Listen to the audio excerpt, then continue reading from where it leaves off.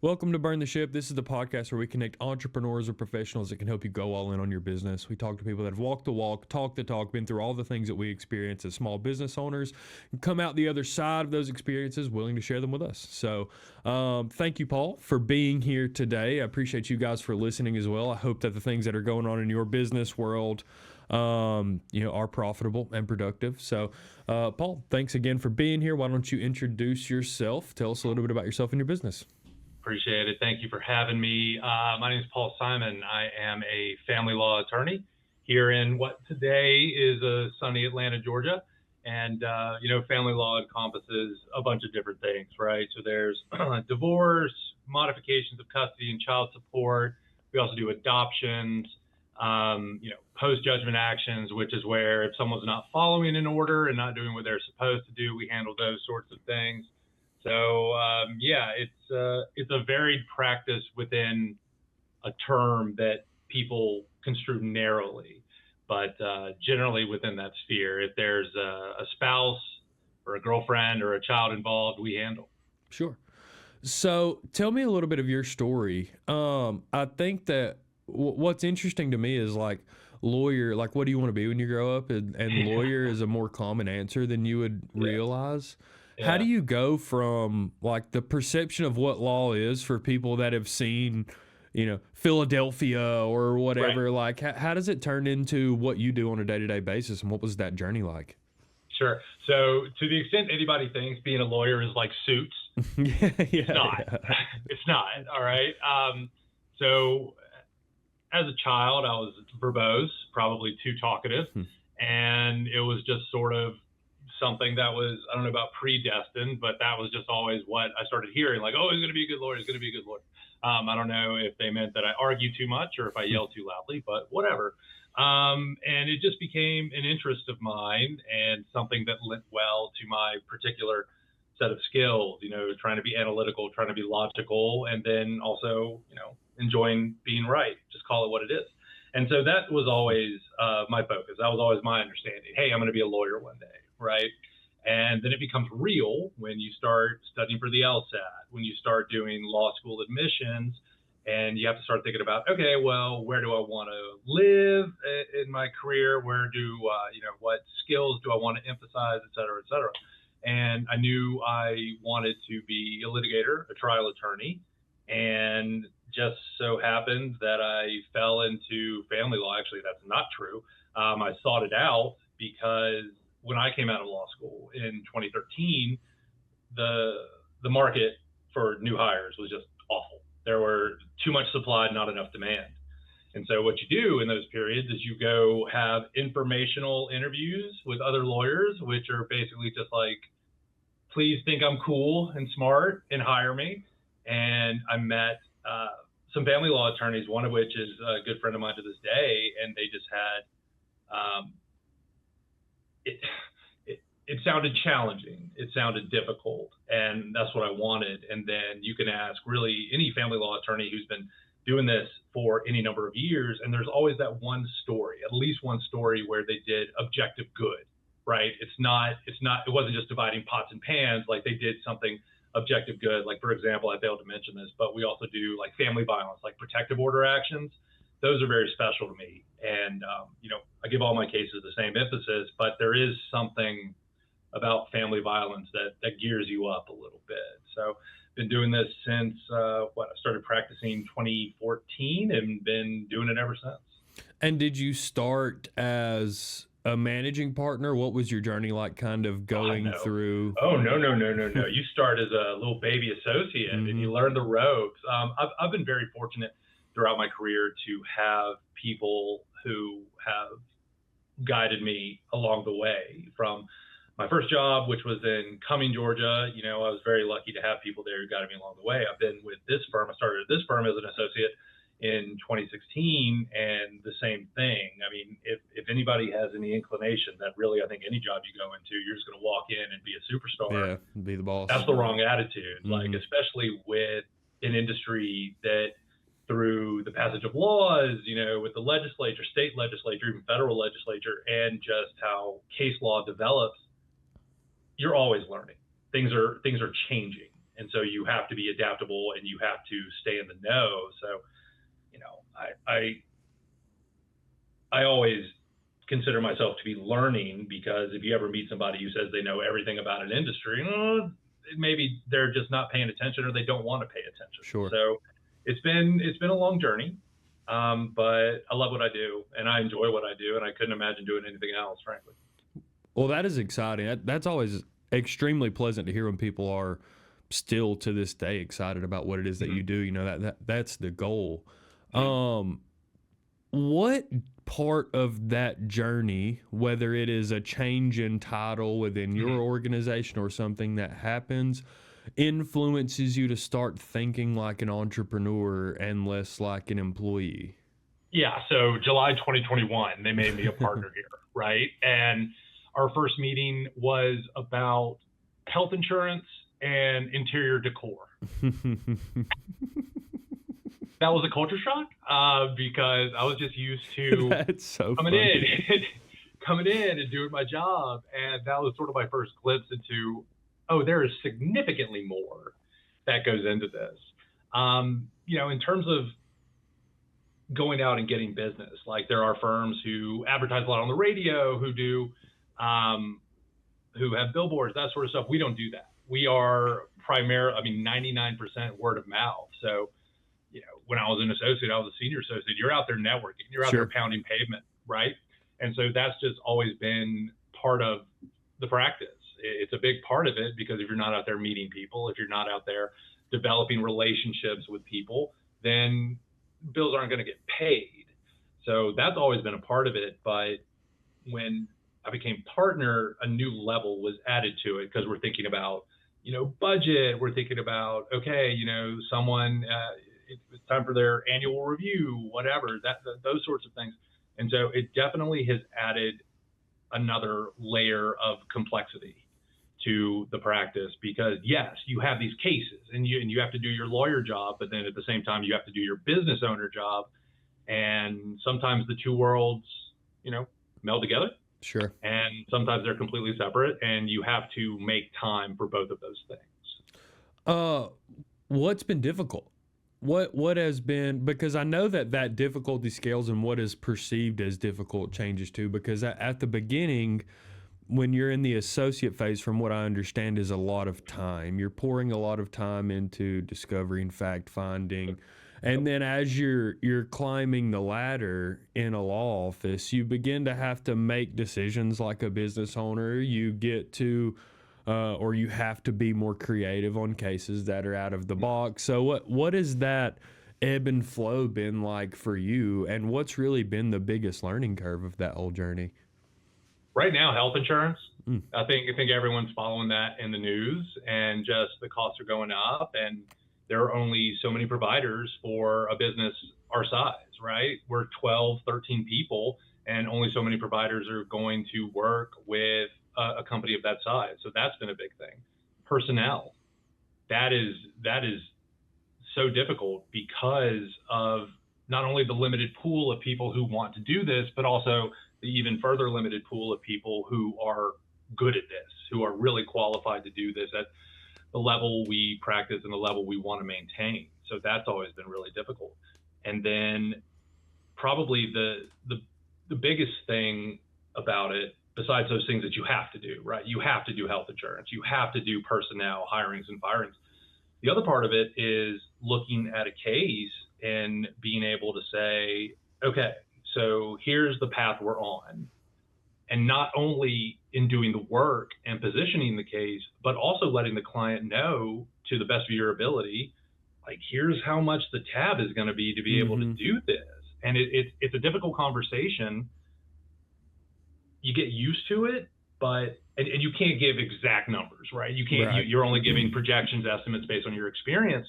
And I mean, when we log off today, I've got to send an email like that to a client, and it's not fun. Right. It's not a fun thing to do, but it's the right thing to do. I think, you know, one of the reasons I've been with this firm since 2016 is not only because I believe we practice the in a way that's ethical and professional and promotes our clients' best interests, but we're also very straightforward. We're also very honest with our clients. Like, look, your burn rate is X. Projections of what's next is going to be Y, and I feel that I have an obligation to let somebody know that, because we're not dealing with Fortune 500 companies here. We're dealing with people, and money's tight, and people don't necessarily want to spend their money if they don't have to, especially for something as emotional and as potentially traumatizing as this sort of litigation. You get used to it over time. And again, I was very lucky to have people who shepherded me along, and I try to give that back to our younger attorneys, and just realize, like, look, you can be the best litigator, you can be the best trial attorney, you can be the best researcher, but there's an old adage that lawyers make terrible business people. And it's because they don't pay attention to these sorts of things, right? Or they don't pay attention and learn the skills they need to learn until they're forced to. Right. So the sooner you can adapt with a business mindset to try and figure out, okay, how does our business run? What do we need to do? What numbers do we need to hit, et cetera? Are you really doing your job?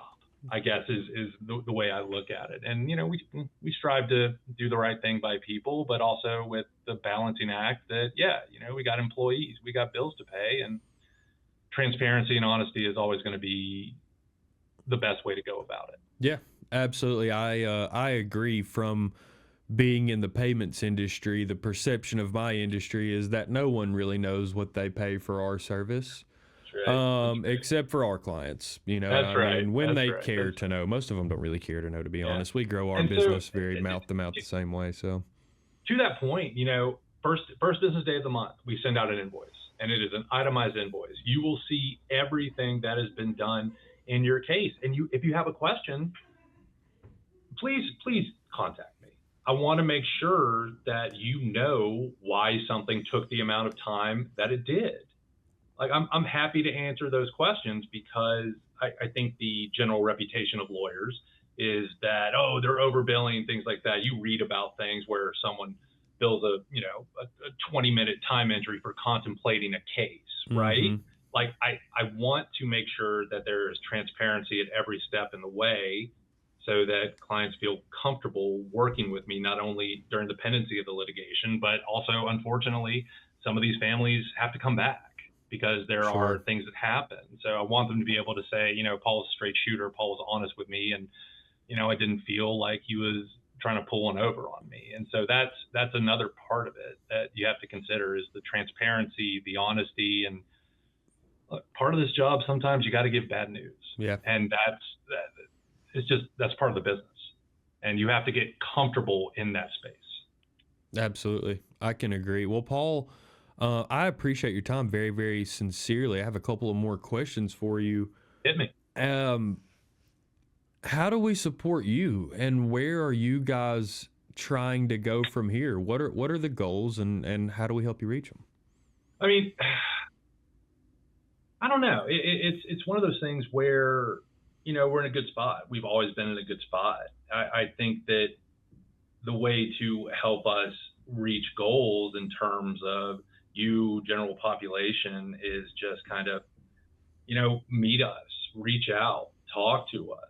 And part of this industry, if you're doing it right, I think, is having a wide network, is knowing people in different spaces. Like, when people reach out to me and they're like, hey, do you know somebody who does this line of work? Odds are I do. And the easiest thing in the world is to just give a little bit of your time and help people out, right? Connect people, that sort of thing.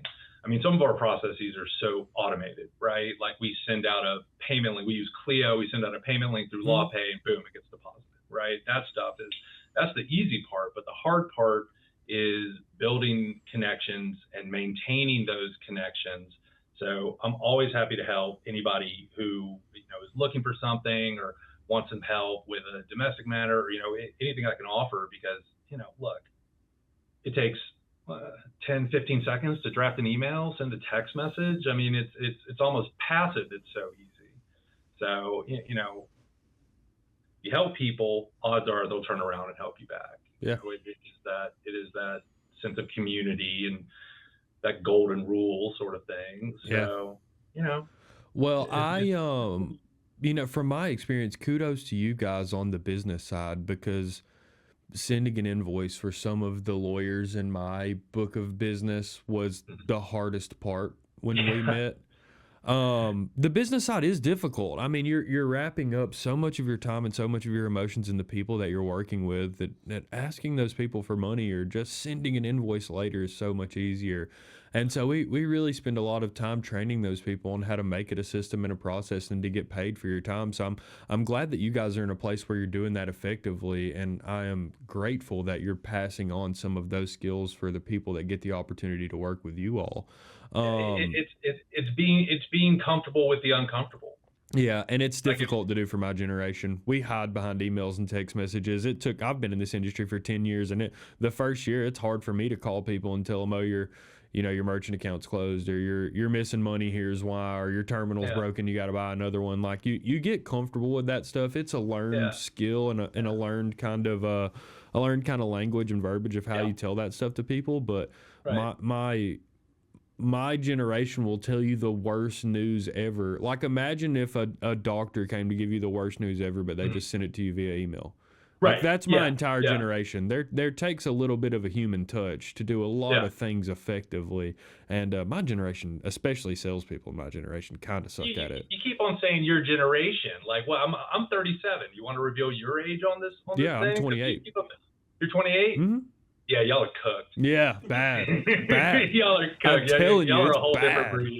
I'm finding that out with, we have an associate here who I think like 27, 28. Y'all are different folks. Yeah. You got your positive qualities, but yeah, we got some work to do. Yeah, for sure. And well, we're one podcast at a time, restoring hope in what generation are we?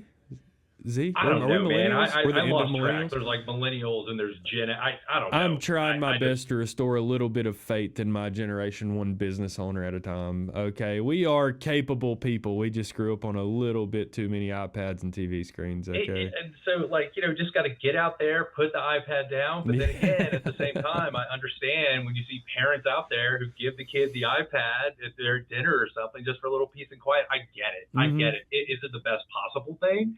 No, but I also get it. Doing this job that I do, I understand.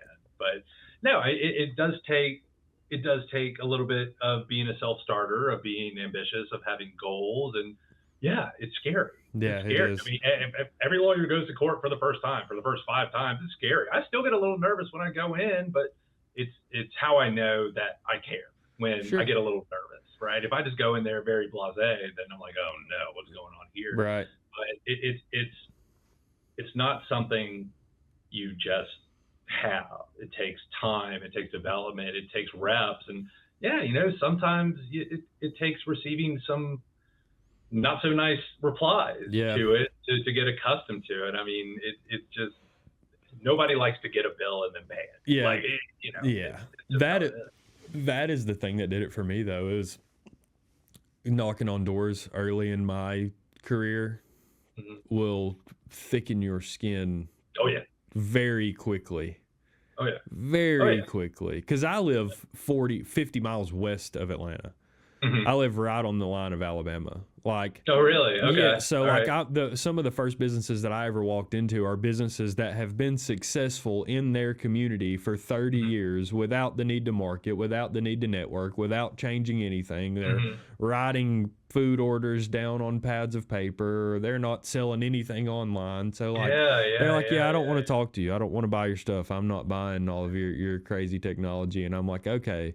I'm learning now by getting the door slammed in my face of like, what's good for me, what's not good for me, who is willing to have this conversation with me, and how do I go to do the next thing after somebody tells me, piss off, you know what I mean? Yeah. And it happened a ton. It's okay. Especially in a situation like that where they're probably not used to someone coming in and selling them a service with which they're not familiar, but it's helpful to have like-minded people, no doubt, in your circle, because just the way this industry works is that your best referral sources are going to be people you've met, people you know, and then they pass along your name to people who are looking for something like that. So yeah, I mean, I'm from a small town in Alabama. I get it. Oh, cool. Yeah. These people have been in business for a century. They got a Yeah. hardware store that's been around since World War One. Yeah. So I get it. I totally get it. But you can't get discouraged. Yeah, absolutely. You You can't get just can't. discouraged. You have to keep pressing because you're building something. And if you could just start at the top of a building, that'd be great. It'd be easy, but that's not how it works. You have a foundation, you build from that. And you wouldn't stay there very long. Yeah, like even if it comes easy, it's easy to leave. It's easy to come, Kind of easy boring. to leave. Yeah, it really is too. Like there's some value in some arbitration in your life. I'm sure you can relate. In For your sure. in For your sure. discipline. No, I mean you gotta get rejected a few times to appreciate it when you don't. No doubt. No doubt. Yeah, or you wouldn't be chasing that next yes. Well, I appreciate your time. The conversation has been splendid. The energy in the morning has been great. So I appreciate that. Please tell the people how to get a hold of you. If they want to call you, if they want to buy something from you, if they need your services, how do they find you? Sure, and I appreciate you having me on. So the firm is HH Family Law. You can find us on Google. We have a lovely website, which we've just redone. I know Nice. I haven't been there in a minute. And we've got some great headshots. So you can see me at my finest with a tie on, a hair done. Our phone number here, 404-846-7025.